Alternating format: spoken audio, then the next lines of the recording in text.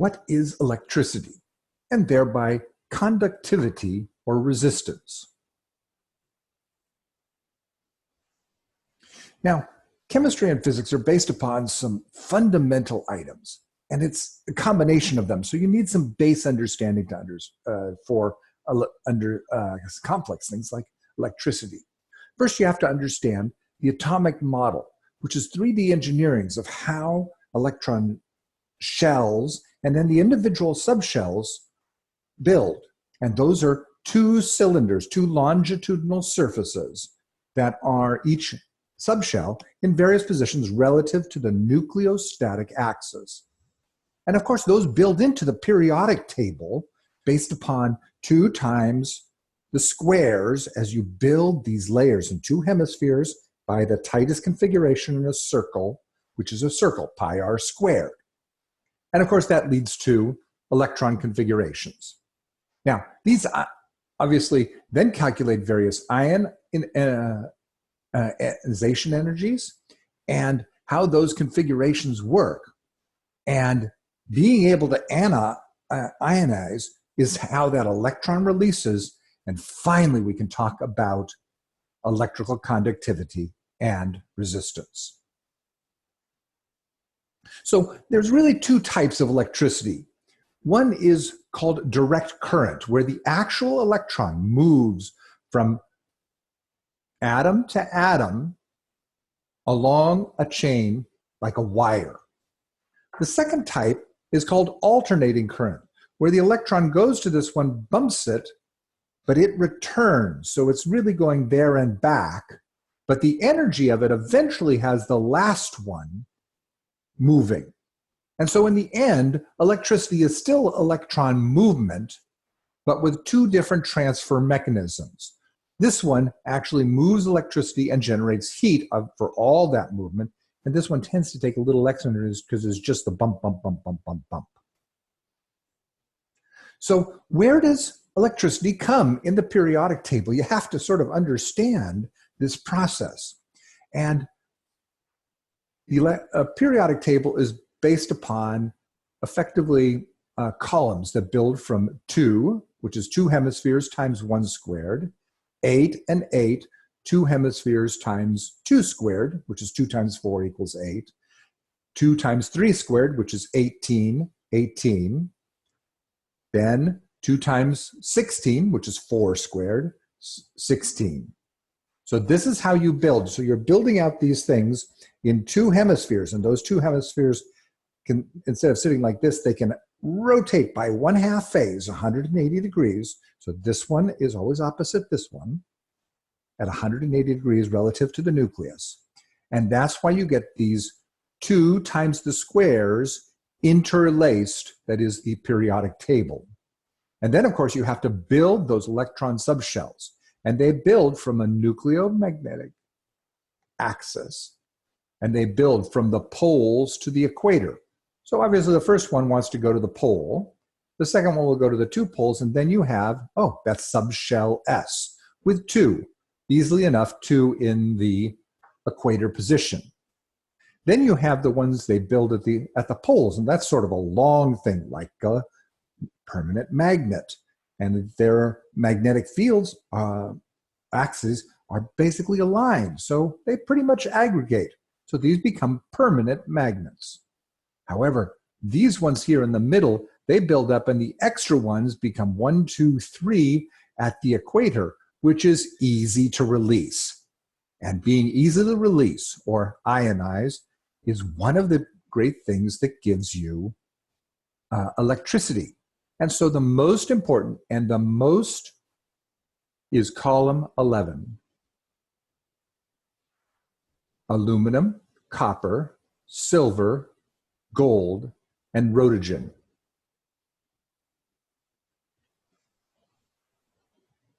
Now, what happens in that? Let's look at specifically. So here they are. These are the current values of electrical conductivity. Obviously, 1 over that, the reverse of it, is resistance. So here's the big ones. Silver, 62 million, 59 million, okay? 38 million, okay? Then there's these that are 17, 23, 14. And then those over here, 25. Now, strangely enough, though, you go over to carbon and it's 10. I mean, that's not even material to thinking about, not particularly electrically conductive. And hence why you get things like plastics, which are chains of carbon that are non-resistant. So you get plastic coverings for wires. Don't particularly carry much. And some of them, but then there's strange things, okay? So my goal is to help you explain this, but understand that column 11 is always the most conductive, followed by column 9, column 2, okay, with this strange one in column 7. So I'm going to try and explain how these, and you see they're odd even, why these right evens are near 0, why the ends are 0. Now the ones that have blanks are gases, so gases are obviously a different sort of conductivity. They aren't even touching each other. And so there's a reason why I don't have anything there. And then why does it change going down the columns? And if you understand that, you really have an understanding of electricity and how it's generated in the 3D engineering of the atomic model, and specifically the quantum number hemispherical atomic model. So let's talk about that atomic structure, okay? So to me, there is a nucleostatic axis, and the electrons build from the poles to the equator. And as I showed you back here in column 6, I think this is a iron here in column 8, sorry, it has 1, then 3, 1, then 3. So that's 4, a nice tetrahedron. That's the most stable structure in 3D in each pole. And let's see, you're trying to do moving electricity. So we're trying to bump off this electron here. And so energy from that other electron comes in, trying to bump it off. And guess what? It's got a push back for that. There's not a clean path to go in and out. So in general, I would say that column 8, 26 iron, is not particularly conductive, or so it has high electrical resistance and poor electrical conductivity. And you don't particularly see iron used in applications. Now, instead, let's look at one in that column 11, and this is copper. And those have electron configuration of, yes, 2 at the poles, subshell S, 3 at a tight end cap, okay, making this end cap tetrahedron. And then that's 2 plus 6 is 8, and 3 more in shell 3 at an equatorial position to get you 11. 2 plus is 8, 8 plus 3 is 11. And these then are sitting out here at the equator. And guess what? There's an open path in and out. That extra distance away from the tight configuration, this long tube with the high count pulling it in here to the nucleus, is called the band gap. And that's really the measure of electricity when you get down to the calculations. So electrons that sit in that extra distance out, called the band gap, have high electrical conductivity. And so you would expect those, this column 11, and explains these are the most conductive electron configurations. However, there is some good conductivity in column 8. You see, if you actually have an electron approaching from this direction, that little pyramid there is sticking out. So you can get some electrical conductivity through iron. Iron's a pretty good metal, and if you bump it from this direction, but it's not as big a distance. That separation is not as big, and so it's just, the band gap is very limited here, but enough to conduct reasonably well. Okay? So let's talk about that band gap position and understand that I approach subshells and building as a hemispherical model. There is 1, 3, 5, 7, 1, 3, 5, 1, 3, and then of course 1 for subshell S. And these build up in each hemisphere, and there's a second one in each hemisphere. And I build electrons configurations only with full subshells. The rule in your textbook that says that you can have a partial subshell is wrong. My model says only full subshells. So you are always building things in sets where you either have a full here, which means a balance here, and that leaves you with this structure, okay, for the evens. Aha, there it is. You see, if you have two hemispheres, the ones at the equator don't need a second hemisphere. They don't need this balance, okay? There's a poly pair here, nucleus. There's a poly pair over here, okay? Now, so that means that these can be 3, an odd number with no second hemisphere.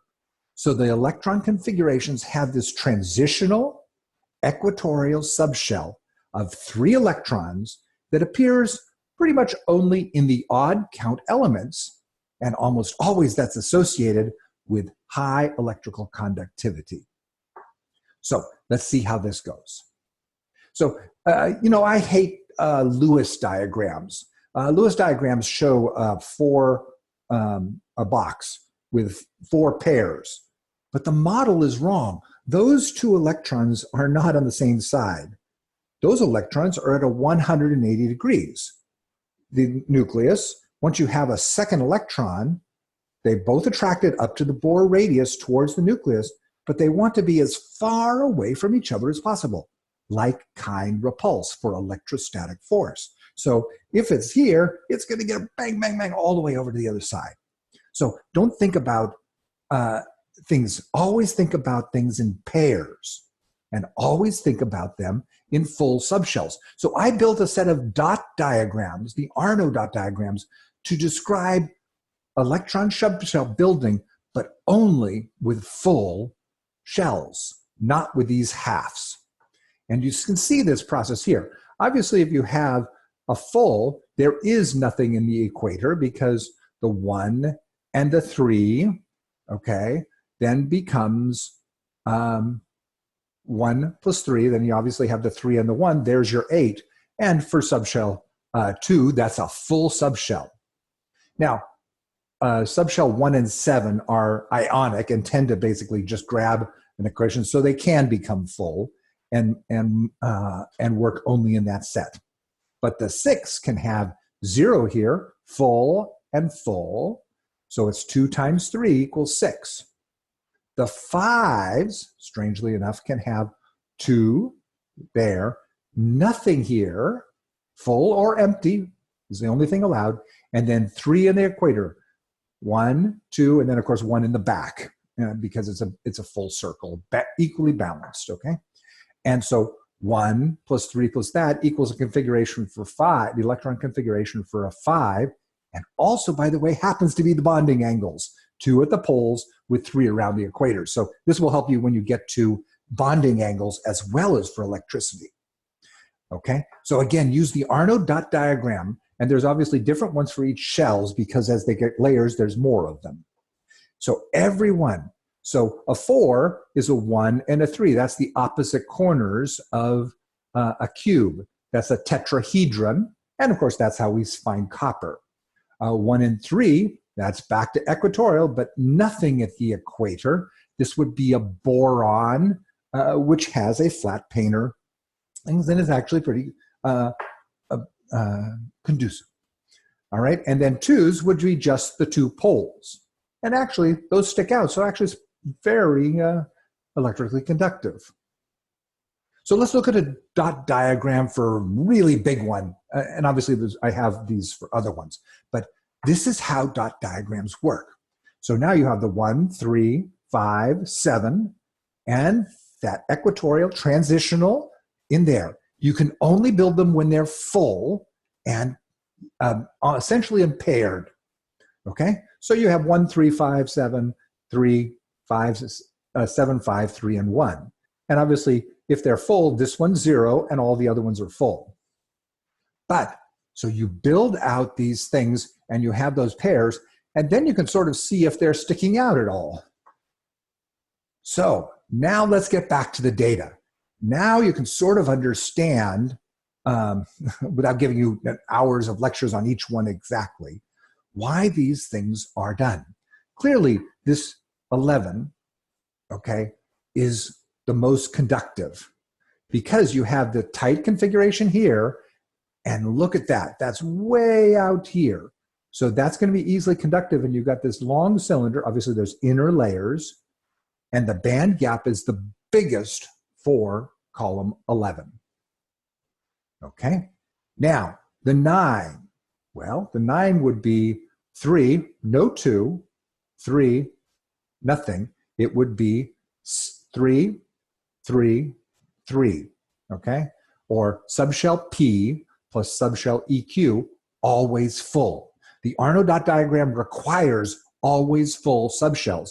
And that goes back to my interpretation of the 1924 Bose cylinder proof of statistical mechanics, but applied in 3D engineering to understand that only when you have these rings and these things bouncing off each other do you have the multi-particle systems that generate statistical mechanics. You don't get statistical mechanics at a single electron, only when you have these longitudinal cylinders or rings or electron subshells.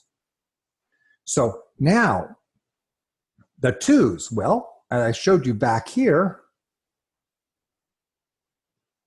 the 2s are 2 at the end cap, and actually these are missing. So those are pretty much sticking out well. Okay, good, makes sense. Okay, and then there's some other strange things in here. So the 14s and the 16s, well, those are filling up. Now let's look at those. So those are filling up here and missing that. Well, that's going to bounce into that or that on the far side. These are going to not have a nice free flow. As they go through, they're going to bump into something else more likely.